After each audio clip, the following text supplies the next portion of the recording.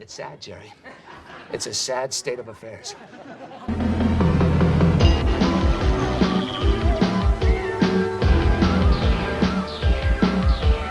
The recognized symbol of excellence in sports entertainment.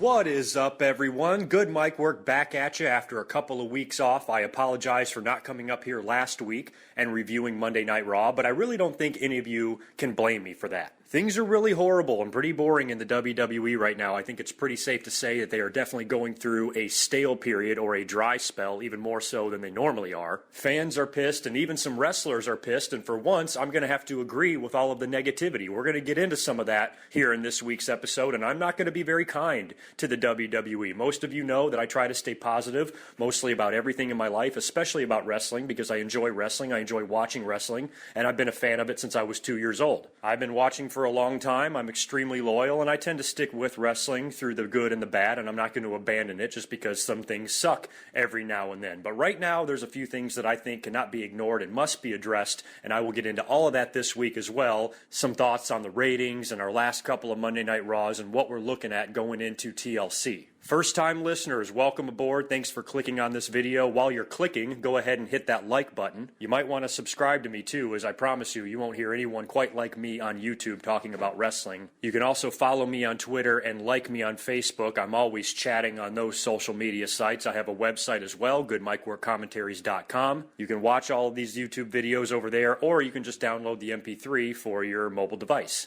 You can also take that mobile device and pull me up on iTunes and Stitcher Radio as well. Before we get into things here, I do want to make a quick channel announcement. The end of the year is coming up. This is the holiday season, and as usual around this time of the year, I am incredibly busy. So I'm not going to ignore the fact that it's the end of the year. I'm still going to do something special, but really maybe not something all that special. The way I see it is that it's been a few months since I've done a Q&A. I owe you guys one of those, and a lot of you know that my new format for my Q&A is just doing small Q&As every several weeks or every couple of months where I just answer, maybe a dozen or so questions max. This one for the end of the year, I think I'm going to make a little bit longer. So send your questions to goodmicwork@gmail.com. I answer email questions only. That is very important. The email address is also in the description below. My email box is filled with hundreds of questions from you guys, but some of them date back to the summer, which I think was the last time I did a Q&A. So I need some new ones. Send me some questions regarding anything you want to talk about in professional wrestling, or even some stuff outside of professional wrestling, because this is a year-end video. It's going to be a little bit more special, and I will get into a few other things as well in that video aside from wrestling, because I usually tend to do that. I figured the best way to cap off this year is just to do something where we take a look back at 2015 in general. I'll answer maybe 25 questions or so, just ranging from all sorts of different topics. I'll get into some channel stuff as well, as far as where I see this channel going in 2016, maybe talk about a few other YouTubers out there, and just make it a fun, light, casual wrestling discussion where we just shoot the breeze for a couple of hours to cap off the end of the year. So that's my plan right now. If you would like to participate in this, like I said, please send your questions to goodmicwork@gmail.com. Please don't be upset if I don't use your question. I already have about 300 or 400 questions in my email box as it is, but I would like to see if there are any new ones that come up. And just as a piece of advice, try to stay away from the top 10 this or the top 20 that. I really don't like putting elaborate lists together. I'll usually ignore those type of questions. I'm an old school guy. I really like to talk about stuff, from years ago, the 80s, 90s, sometimes even 70s, but ask me anything you want. The only thing I try to stay away from is don't ask me my top 5 favorite Raws of this year, because I couldn't even tell you. For me, pretty much these days, wrestling all just blends together. So if you ask me my top 5 favorite Raw episodes of 2015, I'm not even going to be able to tell you one, because I'm not going to remember what show it was or what time of the year I even saw this shit. Now, as far as what we're going to talk about tonight, I'm going to briefly touch on Monday Night Raw, the December 7th edition. I did not catch the previous week's episode. I was actually home live tweeting for the first hour and a half, and I completely and totally lost interest. I think the WWE is really struggling right now. We see how down the ratings are. We see how shitty everything has been, and this goes back to that argument that I've been making for several years, and that I wish that the WWE would have some sort of an off season, even if it was a short off season. And I proposed a long time ago that the month of December would be the perfect month for something like that to happen.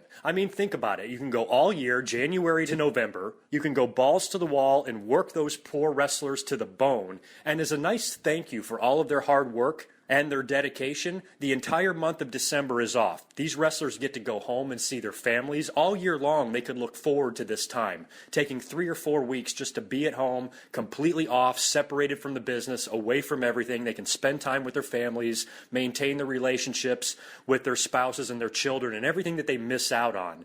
Giving them 1 month, that's all I'm saying, 1 fucking month a year.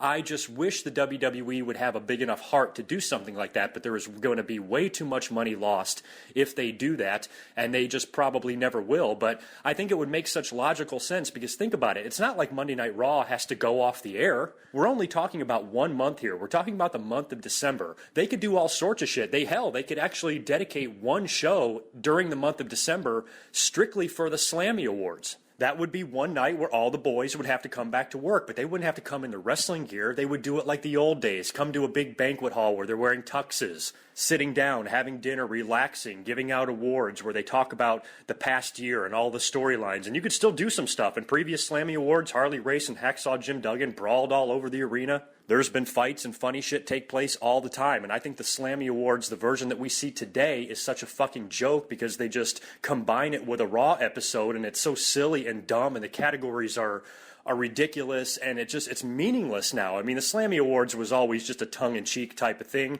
It's not like these awards were really serious to begin with, but now it's even more of a joke than it was before. And I really miss the old format where the Slammies had its own separate show, completely separated from any wrestling or Monday Night Raw or SmackDown or anything like that. And I think if all these wrestlers were off in December, right in the middle of the month, or maybe near the end of the year, right after Christmas, before 2016 hits, they do the Slammy Awards where they give out all the year-end awards. All the boys are there, a big celebration, a big party, kind of like the Hall of Fame, but smaller. And I think it would be incredibly entertaining for the fans to watch that. And that could easily last 2 or 3 hours on a Monday Night Raw. As far as the other Monday Night Raws go during this off-season, just do recap shit. Think of all that stuff they have on the WWE Network and their YouTube page, all these fun shows that they do. It's not like they have a lack of content. It's not like they can't think of something else to put on the air.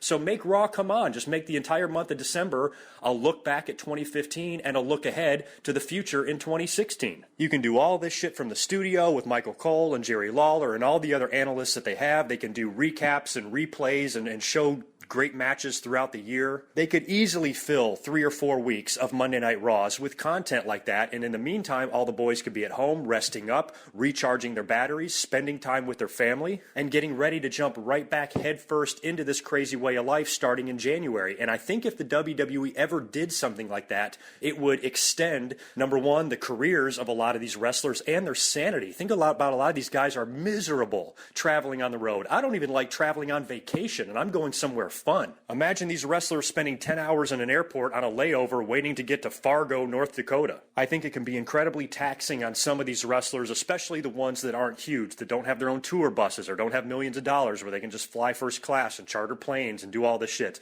The ones that really have to scrape and claw and live that life, it can be really taxing on the brain mentally. And so I think 1 month off is hardly asking for a lot, considering when basketball and football and baseball and hockey and all these other sports have months off at a time. To give these wrestlers 1 month, and I think the holidays would be perfect because it's the end of the year in December. The month of December on WWE television has sucked for the past, I don't know how many years now. I think the lowest buy rate in the history of a pay-per-view was a December pay-per-view. Wasn't it that ECW one a few years back or whatever? So December just in general sucks. Plus it's the holidays. It's wintertime. If traveling sucks as it is, it's even worse in the winter because then you have to worry about being cold and snowed in and all that bullshit. So if wrestlers could just go home for the month of December and spend the holiday time with their families and their loved ones, I think that would go so far psychologically. I just think it would be a really good idea. So WWE, if any of you morons working for that company hear me, somebody go to Vince and tell this bastard to please have a heart and maybe consider something like this in the future, because I think it would be really beneficial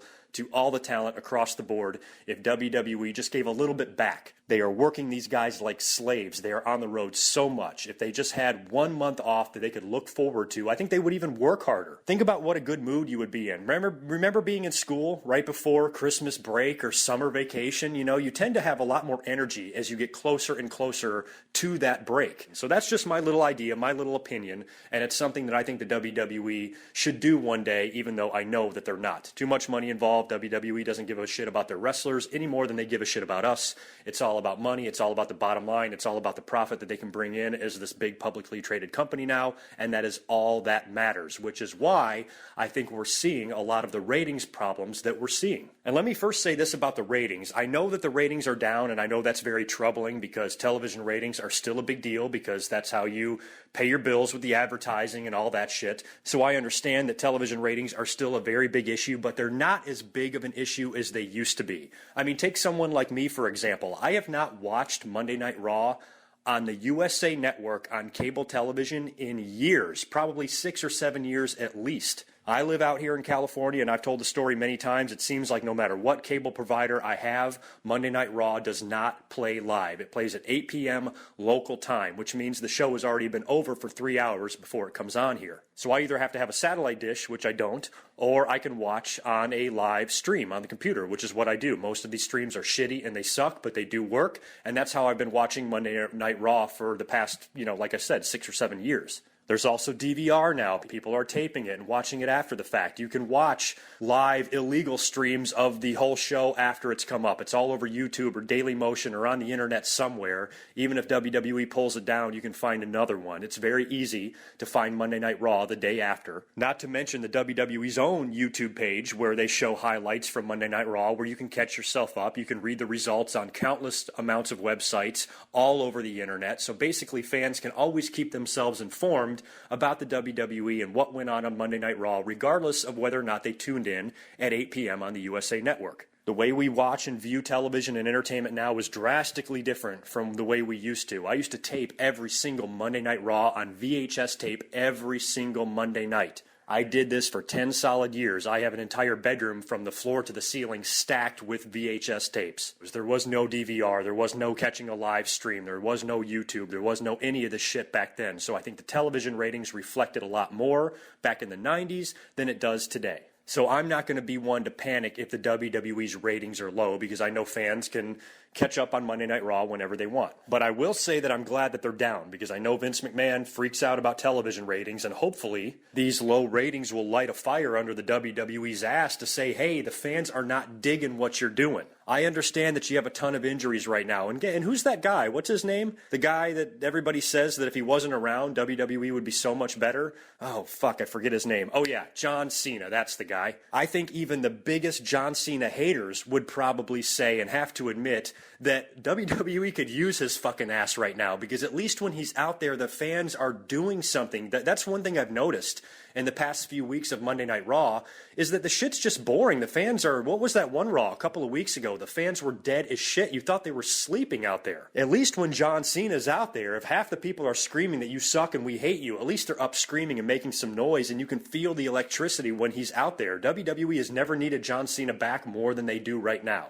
Because Brock Lesnar is not around either. Randy Orton is on the shelf with an injury. Seth Rollins, the WWE champion, also on the shelf with an injury. Cesaro is injured. Undertaker's not working right now. Kane's not around. Sting's not around. They have a very depleted roster right now, and to make matters worse, nobody on the roster is considered a big a star as some of those guys that I just mentioned because of the way WWE books and handles them. If you ask me, you got Kevin Owens sitting there. He can be the big monster heel. Have him drop that belt to Ambrose at TLC and move him on to something major going into WrestleMania. I think he would be a far better guy to hold that WWE championship as a heel than a guy like Sheamus. The fans have been screaming at the WWE to push guys like Cesaro and push guys like Dolph Ziggler, and they haven't done that. And if they had done that, these guys might be in a little bit better of a position. So when some of the big names are on the shelf, they can easily carry the load. But WWE has never done anything to build these guys, and that's where I always agree with the fans. It's not John Cena's fault. It's the WWE's fault. John Cena didn't hurt Bray Wyatt any more than The Undertaker and Kane did at Survivor Series. It's just the way that, Bray Wyatt's never been able to reach past a certain level, which, not that there's anything necessarily wrong with that. This guy did work with Undertaker at WrestleMania. There's nothing at all wrong with that spot on the card or that payday, but the way he's been booked in some of the matches he's lost, and he's up and he's down, he just seems like he has a glass ceiling. Cesaro is the same way. They've tried to push this guy and teased us with a push of this guy for like 3 years. Now he's on the shelf hurt, and that might be the best thing for him. I hate to say that. I don't want Cesaro to be injured, and I hope he can recover from this 100%, but, they weren't doing anything with him anyway, so a little bit of time off when he returns, the fans can make enough noise that maybe they can get the WWE to take notice. I mean, they've done it once before with Daniel Bryan, when the fans were saying, enough is enough, fuck this fucking Batista, push this guy, this is who we want, what the hell is wrong with you, why are you ignoring us? And then they did it. So if they make enough noise with some of these guys, I think the WWE will come around, and when you combine that with the shitty ratings, maybe, just maybe, this is a wake-up call. And I watched Monday Night Raw. I wasn't home to watch it live, but I did watch the replay immediately when I got home, hoping that things would get a little bit better. And the show was not horrible. There was a lot of wrestling on that show, but I still saw a ton of problems. And I'm going to do my best here to just chalk this up to December. We've been through this many times. I've been doing these commentaries going on my 6th year now. And it seems like every time we roll around to November and December, the TV is just horrible. It's horrendous. It's boring as hell. But then things pick back up and the WWE starts rolling again when you get into January and Royal Rumble and WrestleMania time. So I have no doubt that's the same trend that we're on, but some of this shit is so bad that it's even making me turn off. I have an obligation to this YouTube channel, and 2 weeks ago on Monday Night Raw, when I'm home live tweeting, talking to all of you, I couldn't even sit through the show or review it. I didn't want to. I try to come up here at least once a week for all of you. I don't want to disappoint anybody, but I did not want to waste my time going through a show that was so horrendously bad, just for a video with 8,000 or 9,000 views. It's not worth it. So I was like, you know what? I'm going to turn this off. I'm not even going to watch the end of the show. I don't even care what happens on the main event, and I'm going to completely ignore professional wrestling for an entire week. And then I tuned in last night on Monday Night Raw and watched the show from start to finish, and I do think it was better, and it kept me a little bit more awake than the show previously did. But like I said a minute ago, it wasn't perfect. This Monday Night Raw seemed like the WWE didn't know which way was up. Their answer to these falling ratings, I guess, was just to have a giant confrontation in the middle of the ring in the opening segment with 4 different 4-man groups. Now, Sheamus, who is the current WWE champion, as we all know, has started himself a little faction, which normally I would love. I would be completely in favor of this faction. They're calling themselves the League of Nations. They have an actual name. It's an all-foreign faction with Sheamus, Rusev, King Barrett, and Alberto Del Rio. Now, on the surface, I would really like this idea because I'm like, oh, cool. All these foreign badasses, all of them are very good wrestlers in their own special way. Even with all the shit that I give to Sheamus, I think he's a relatively good worker in the ring. I'm just really not a fan of his, that's all. So here you got a 4-man group consisting of pretty damn good wrestlers, but at the same time, they're guys that you just have this feeling are thrown together to help get Roman Reigns over as this monster babyface that Vince McMahon is so in love with. And I don't think this is going to help Roman, and I don't think it's going to help any of these 4 guys. I think this faction will go on for a little while. I think Sheamus will probably hang on to the belt through TLC, probably with some help from his friends. But in the long run, I think that this faction has no future storylines in place. The WWE doesn't have a lot of things written out for these guys. I think it's just going to be a week-to-week basis, and they'll probably be broken up, disbanded, and have dissension and start having matches with each other probably before the Royal Rumble. And plus, it just seems so random. I get that they're all foreigners, but the fact that they all came together and joined forces just randomly, they were barely associating with each other on TV. Wade Barrett, of course, wasn't doing anything. He's been a job guy ever since he won the King of the Ring. All of a sudden, now he's in a faction consisting of the WWE World Heavyweight Champion. This guy was losing to fucking Kalisto weeks ago on Superstars. So why should we be worried about Wade Barrett? And Alberto Del Rio just came back and surprisingly aligned himself with Zeb Coulter. Zeb doesn't seem to be a part of this 4-man group. Zeb and Del Rio still have their issues, and they would have a segment later on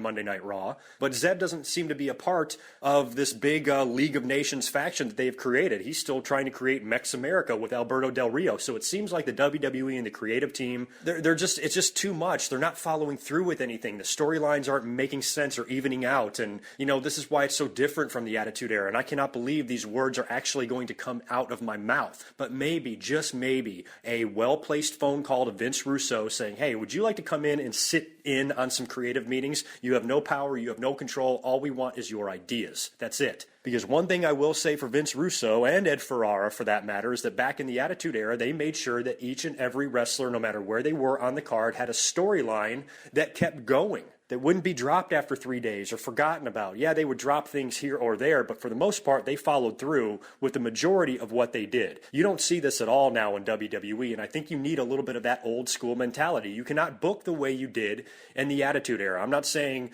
book everything now the way you would have back then. No, I'm just saying some of the ideas and the formulas and the way they got guys over, some of those ideas could come into play and help in today's day and age, because what we see now is very generic, and it's some of the worst acting I've ever seen. I don't believe anything that I watch on Monday Night Raw or any word virtually that comes out of any of these wrestlers' mouths. So needless to say, the WWE has got a shit ton of problems right now, and when it pisses me off, you know it's pretty bad, because I can usually just roll with the punches through the ups and the downs, the good and the bad when it comes to WWE, but some of this shit is almost inexcusable. Just a blatant ignoring of your fans and what they want when they've been cheering and screaming for guys who get over and get reactions, and you don't push them, they lose all the time. Like, I understand all of these arguments.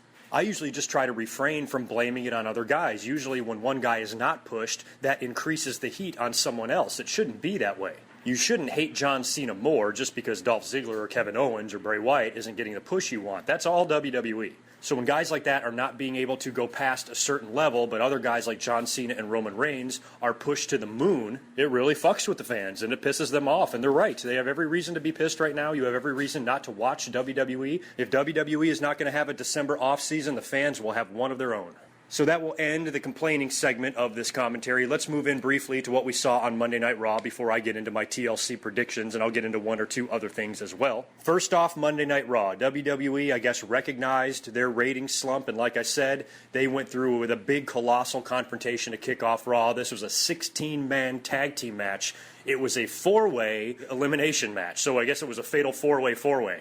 Or a four-way fatal four-way. I don't know how the fuck you word it. All I know is it's a shit ton of guys, and to me, it was had clusterfuck written all over it. This was an elimination match between the newly formed faction of the League of Nations, also the four-man group of the Wyatt family, the ECW originals, or I guess the Dudley boys who have teamed up with Tommy Dreamer last week. So this week, they had to bring another ECW guy back out, and this time it was Rhino, who's been doing a little bit of work with NXT, so it's not like we haven't seen Rhino in a while, but still cool to see him on Raw. And then the other four-man team was, of course, Roman Reigns, Dean Ambrose, and the Usos. So there was a lot going on in this match, but basically, at the end of the day, the finish was what we expected. Roman Reigns going over. He pins the WWE champion Sheamus. You know, because I expect Sheamus to retain the title at TLC, I don't really mind that Roman Reigns beat him because gotta make Roman look strong, right? But on the other side of that coin, you just formed this faction. Like yesterday, you just formed the League of Nations. They're on their first big match out. They're going to lose, and the leader of this faction is going to get pinned, who's also the WWE champion. Way to get that faction over. That's when you know and you can tell that this faction is going to be so short-lived. They're put together to benefit Roman Reigns and nobody else. And if you fast forward to the end of the show, it gets even better for Sheamus because they're going to have a big confrontation. I guess these guys agree to meet in the ring later on, or Sheamus is going to give Roman Reigns some kind of a wrestling lesson. Roman Reigns comes out first and climbs up on the top of the ladder and cuts a promo, and he's a good talker. Roman Reigns isn't that horrible of a promo. It's just what the WWE gives him to say that sucks. But this wasn't too bad until Sheamus got out there, and then, then Roman Reigns is trying to be funny, and then he says the tater tot line, which, it's fine. Roman Reigns, actually, when he first said that, I thought it was semi-funny. Still a little bit G-rated. I mean, these things used to be called grapefruits, remember? So Roman Reigns tells Sheamus, hey, I thought you had to have potatoes to be a WWE champion. All you have is little tater tots. Yeah, but I would have preferred it if he said, you're supposed to have grapefruits if you want to be the man in this business, but all you have is little cuties. I think that would have been funnier because, Vince McMahon used to refer to his testicles as grapefruits. It's almost like they couldn't even say grapefruit. That was too TV-14 for them, so they changed it to potato.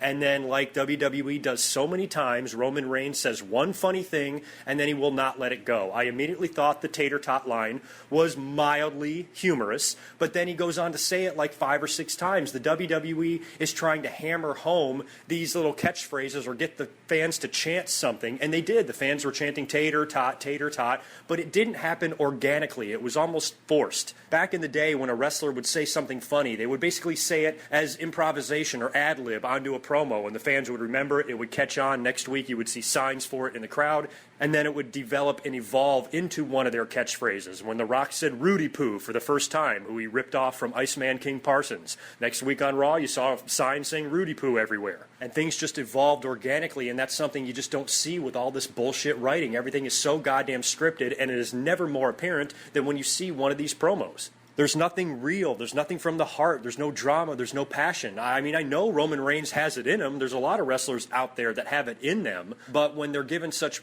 rotten material to work with, Roman Reigns, to me, showed the most emotion when he was working. When he was working at WrestleMania against Brock Lesnar, and he was taking the ass-kicking of a lifetime, and he was smiling. You could almost see into his thoughts and see into his brain, and you got to know a little bit of who he was, and he didn't have to say a goddamn word. All he had to do was let you know who he was through his actions, and he was a big, badass, tough Samoan with an amazing bloodline and history in this business that doesn't mind getting his ass kicked and will laugh right in the face of danger. There's nobody in WWE or in professional wrestling in general any more scary than Brock Lesnar, and Roman Reigns got right in his face, and even when he was getting his ass kicked, he was smiling. That makes me think that Roman Reigns is nuts, and he's a badass, and you should be afraid of this man, not worried about his little tater-tot catchphrases. Roman Reigns could be a great vicious heel one day. Roman Reigns could be the next Brock Lesnar if he's booked right, but he's going to be booked as, I hate to say this, but John Cena 2.0. I've mentioned before that I don't think WWE is going to go that far with Roman Reigns. I think they probably learned their lesson the first time with John Cena.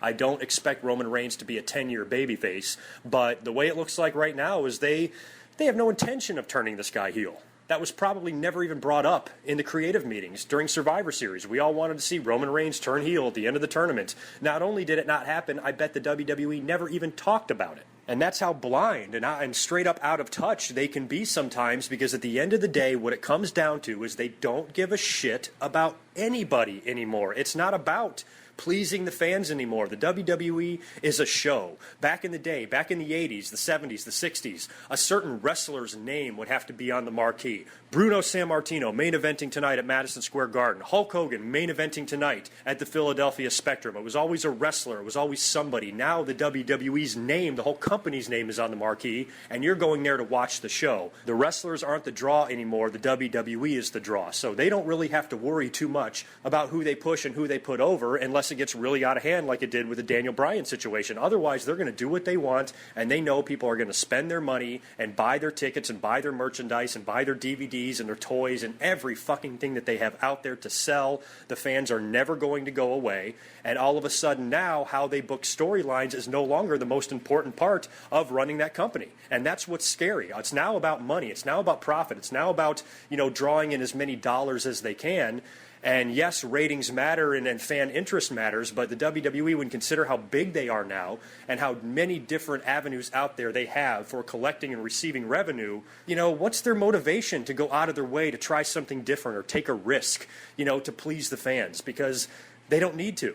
And to me, that is the true horror of what professional wrestling has become in today's day and age. It's very scary that this is the direction we're going in, and that's why I want something like this trend to continue with the fans' unhappiness. Even wrestlers like Mick Foley are going online and saying, this is fucking garbage, everything that's on TV. It's like the WWE not only, number one, doesn't care, they're also not trying. But anyway, I said I wasn't going to continue to complain and bitch in this commentary. I'm still trying to talk about Monday Night Raw. I was talking about that main event segment between Sheamus and Roman Reigns promo, that it wasn't that bad, and the tater tot line and all of that. Of course, we had a brawl afterwards, and Sheamus, of course, took the bump through the table. They brawled. Sheamus had the upper hand for a while. Roman had the upper hand for a while. It finally ends with Roman spearing Sheamus into some tables that were, I think, leaned up against the ring apron or something like that. So Roman, of course, stands tall to close the show. Sheamus gets his ass kicked twice in the opening segment and the main event. I'm not going to talk too much else about Monday Night Raw. I will say I was pleased with all the wrestling we saw. We saw a lot of good matches on the show, including Dolph Ziggler versus Kevin Owens. We had the New Day taking on the Lucha Dragons, and the New Day, of course, was entertaining as always. And what the fuck? Are you telling me that they are selling those headbands with the unicorn on it? Those are actually fucking for sale? I mean, wrestling fans are dumb enough as it is. They are going to poke each other's eyes out with these things. The thing is a fucking weapon. Looks like you could kill someone with that thing, or use it as a dildo. I don't know. I'm sure WWE is going to sell 1 million of them, and hell, I might just buy one and wear it around town, see what kind of reaction I get. And another example of I don't know what the fuck they're doing with their storytelling, what's going on with Charlotte and Paige? Are they trying to do a double turn? Charlotte, of course, has been this whiny, crying babyface who just won the title and is just so tearfully joyful about the thing and, you know, very emotional and crying in her promos. And Paige, of course, was the one acting like an asshole, giving Charlotte shit for this and making fun of her father and all of that. And then all of a sudden, last week on Raw, the Raw that I didn't watch, Charlotte, who now is kind of coming to the ring with Ric Flair. Ric Flair's been hanging around her a lot on TV lately. She faces Becky Lynch, her friend, her PCB teammate, and she cheats to win. Ric Flair distracts Becky Lynch, and she rolls her up and basically uses one of her dad's dirty tricks to win a match. Now, I don't know the point of that. I mean, Becky was confused, obviously. The fans were a little confused. If they want to turn Charlotte heel, it's not like I'm against that, but that really came out of nowhere. And, you know, I know Vince McMahon claims that there's no such thing as heels and baby faces, but you can't be a heel one week and a baby face the next week. If you want to be a tweener, you need to be a tweener. So this week on Monday Night Raw, there's a Miz TV segment, which is even more bizarre, with Ric Flair and Charlotte, and they're going to come out there on Miz TV and explain their actions of last week. And now the Miz is interviewing the two of them and giving them the third degree and interrogating them about what their intentions are. Miz is coming off as a babyface, and then Charlotte talks about Paige, and that if Paige was right here, she'd slap her face and all of that. And then Miz was like, you know what? I'm glad you said that because Paige is here. And then she comes out to the ring, her music hits, and she walks down there like she's the babyface. But then she turns around and slaps Ric Flair, pissing off Charlotte, who then tries to get in the ring and chase her off or whatever. So you don't know what the fuck is going on. I'm all for blurring the lines, okay? I don't think you should have straight-up good guys and straight-up bad guys, but you still have to stay true to who you are and still try to, you know, be a good guy or bad guy, but not forgetting who your character is either. And Charlotte seemed like she went over such a transformation literally overnight that the turn or the change in her attitude didn't make any sense. It should have been a gradual thing. So now we're heading into TLC with this Divas match with Charlotte and Ric Flair in her corner taking on Paige. This could either be a heel versus heel match or, you know, Paige is a babyface again. So her heel run lasted just a matter of weeks. I think Paige needs to stay a heel. She's great. She's funny as hell as a heel. I like her. Charlotte is a heel. I don't know. I think she could be good just because her dad is Ric Flair and she can go for that cockiness that he always had. He was a great heel, and if Charlotte wants to emulate and do some of that as a female wrestler, I'm also all for that. I just think, like I said, the transformation came way too fast and it came out of the blue, and I don't understand what the fuck is going on. And in something else bizarre, I guess Adam Rose has debuted a new segment. It's called, what's it called, the Rose Bush or something. It's kind of a hilarious little opening, but it's done in the same style like as an E! show would be, an E! Entertainment TV show where they talk about celebrity gossip and all that. So, and he's back to wearing his funny clothes and talking the way he does. But a few weeks ago, we were seeing him come out in almost like a Bray Wyatt type of promo, you know, just black all around him with a very cryptic sentence and walks off. And I saw that as, oh, good. They're changing up Adam Rose because the character was retarded.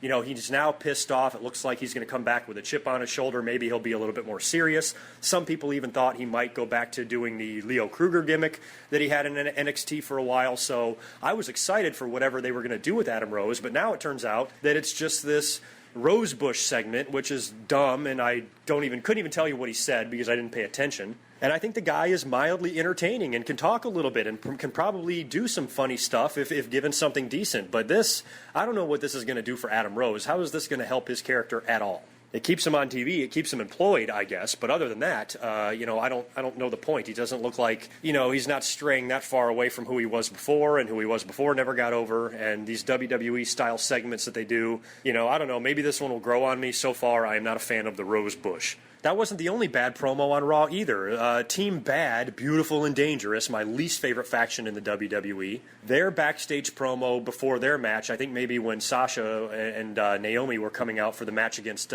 Brie and Alicia, they cut back to a pre-tape of them talking, and it was just awful. Tamina was about to say the word ass, like, we're going to kick your, and then the other two girls, like, put their hands over her mouth, like, no, don't say ass. Jesus fucking Christ. I'm okay with the product being PG. I'm a PG defender, but what I don't want the product to be is G. Let's not be ridiculous here, okay? You can say ass. It's not that big a deal, and it was just so dumb and corny and cheesy. I just cringe and glad I'm the only one watching this, and nobody's in the room watching it with me, because if they were, they would say, why the fuck do you like the WWE? This is the dumbest shit we've ever seen.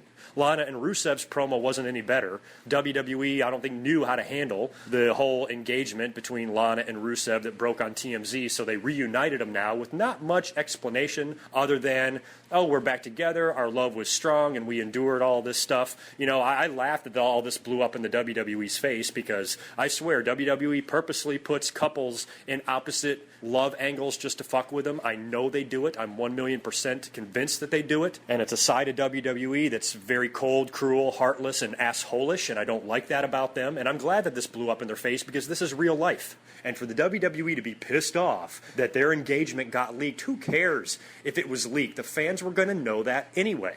They're just so goddamn stupid sometimes. So I'm glad all that shit blew up in their face. So their only solution was just to reunite Lana and Rusev as if nothing happened. And all of those months of storyline between Summer Rae and Ziggler was all for nothing. And everybody has moved on to other things. And speaking of WWE's booking being all over the place, we saw the match between Jack Swagger and Stardust. Now, Swagger's getting the U.S. title shot against Del Rio at TLC. Del Rio comes out there after the match, or I think he is out there with Zeb, attacks Jack Swagger. Swagger ends up getting the upper hand because Del Rio trips over Zeb's fucking hover-round wheelchair or whatever and falls down. Looked terrible. After the match, backstage, Del Rio's arguing with Coulter, so you can see that they're already starting to separate these two. I don't know why they put them together to begin with, but I'm sure after TLC, these two guys might split up for good. Other than that, I think that's the only thing I want to mention about Monday Night Raw. I'll get into my TLC predictions here in a minute. Now, the Slammy Awards episode is also coming up. I'm not sure what week that is. It might be next week. Actually, I don't know if it would be the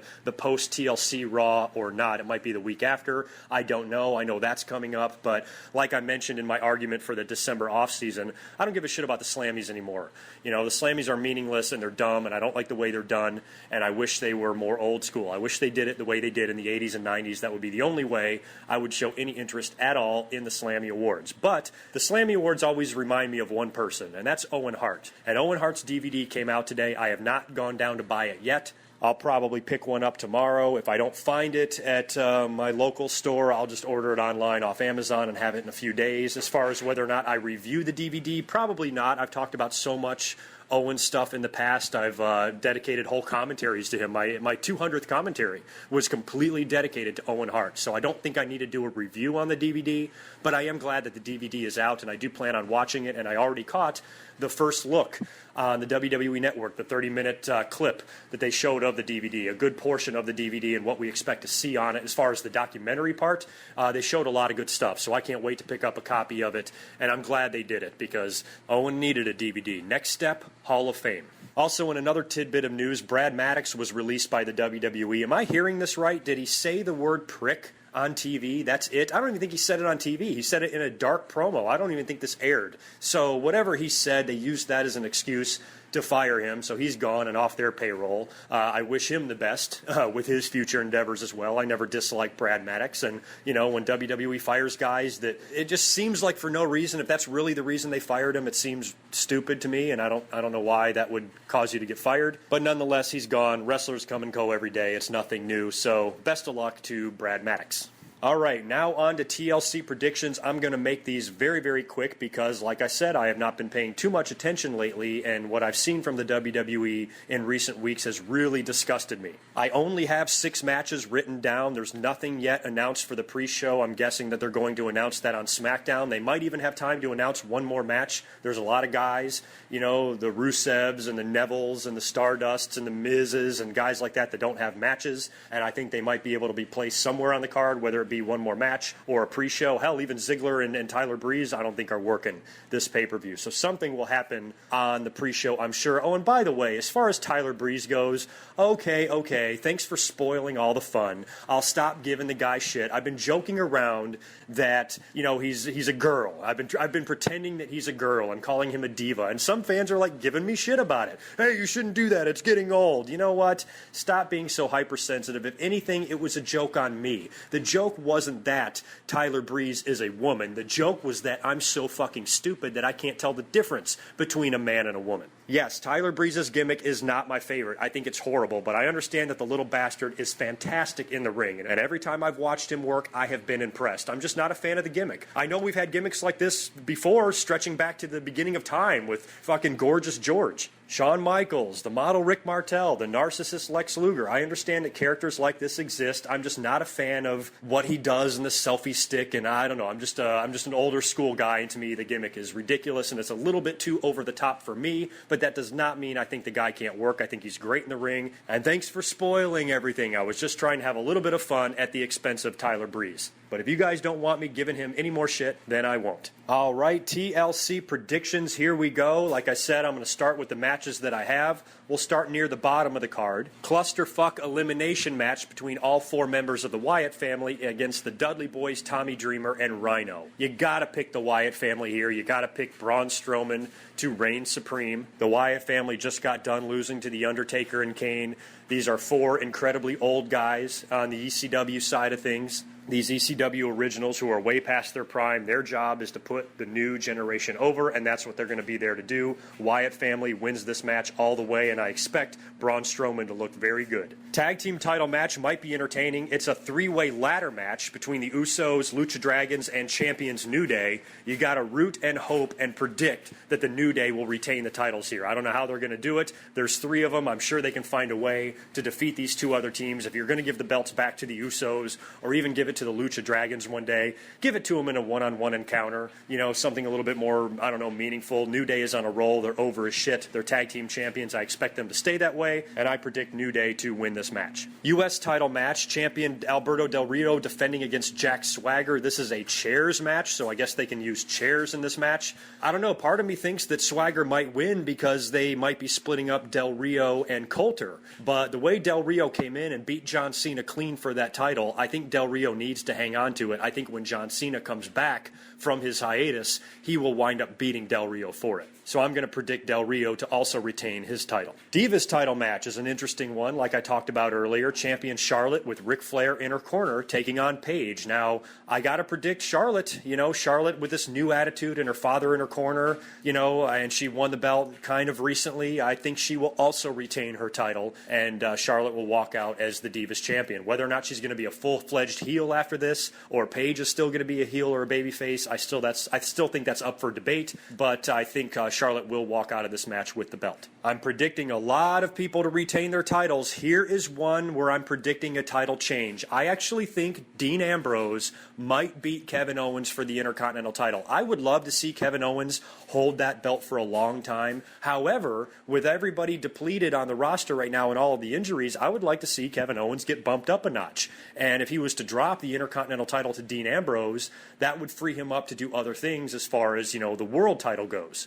So even though I really like Kevin Owens as the Intercontinental Champion, and I would be more than happy if this guy held on to this title for another 9 months, I am predicting Dean Ambrose to beat him for the title. Dean Ambrose needs a win like this. He needs a major victory. He needs a title. He hasn't had much of this. This is a good, big, high-profile match, straight up, no gimmicks, no chairs, no ladders, no bullshit, apparently. This is just a one-on-one match for the title, and I would like to see Dean Ambrose win. I think he's earned it and deserves it. And, of course, the main event, Roman Reigns versus Sheamus for the WWE title in a TLC match. I gotta pick Sheamus. The belt is going to be suspended high above the ring. Roman Reigns does not have to be pinned to lose this match, so I think Sheamus, with help from his buddies, this League of Nations faction that just formed and who came up looking like a bunch of shitheads on Monday Night Raw, losing the opening match and then Sheamus getting beat down in the main event. Sheamus has to win. Sheamus has to retain the title. He'll probably have some help from the League of Nations, and then Roman Reigns might wind up beating him for that title at a later pay-per-view. But as far as TLC goes, as much as it pains me to say it, it pains everybody else to hear it, On Monday Night Raw after TLC, Sheamus will be coming out there with the WWE title. I predict Sheamus to retain, but I still predict Roman Reigns to look strong. That'll just about wrap it up for this week. I also do want to acknowledge the NXT TakeOver special, which I think comes on Thursday night on the network from London. I will definitely tune into that. Finn Balor and Samoa Joe are headlining this thing for the NXT title. Should be a fantastic show, a lot better than anything we've seen on WWE Monday Night Raw, SmackDown, or any of their recent pay-per-views, that's for sure. So I will definitely be tuning into that, and I will mention something about it and the results of that show in my next commentary. Whether or not I come up here after TLC, that's up for debate. TLC could very well suck. We've seen a lot of crap from the WWE lately, so if they give us a shitty pay-per-view, predictable pay-per-view, where nothing happens and the fans hate it, I probably will not come up here and do a reaction video. I will wait until after Monday Night Raw. If the pay-per-view is worth talking about, I'll be up here immediately after it is over. So you can expect to hear from me either immediately following TLC or immediately following Monday Night Raw the next night. You guys have a great week. Thank you so much for listening, and I will catch you after the pay-per-view. Let's keep our fingers crossed that we all enjoy it. Until next time, peace.